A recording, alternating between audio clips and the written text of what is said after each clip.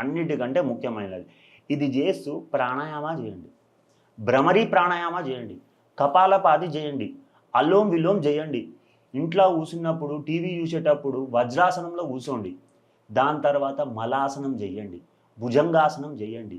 ఇవి చేస్తూ మంచి డైట్ తీసుకోండి. మంచి డైట్ అంటే ఈ సమోసాలు, కట్లెట్లు, కచోరీలు, చెత్త చెదారం అంతా పక్కకు పడేసేయండి. ఇంకా ఇంట్లో పంచాయతీ ఉంది. అన్నదమ్ముల పంచాయతీ ఉంది. అక్కచెల్లెల పంచాయతీ ఉంది. అత్తాకోడళ్ళ పంచాయతీ ఉంది. ఆఫీస్‌లో పంచాయతీ ఉంది. మైండ్ ఖరాబ్ ఉంది. డిస్టర్బ్ అన్నీ తీసి చెత్తలో పడేసేయండి. దూరం జరిగిపోండి వాటన్ని. మనసు సుకూన్ పెట్టుకోండి.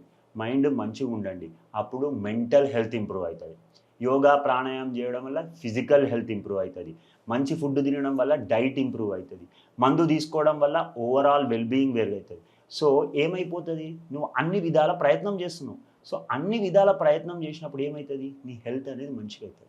అందుకే నేనంట హోమియోపతి మెడిసిన్స్ వాడుతూ యోగా చేసి ఇవన్నీ డైట్ మంచిగా చేస్తే ఖచ్చితంగా రోగం తగ్గుతుంది. ఎందుకు తగ్గదు? బరాబర్ తగ్గుతుంది.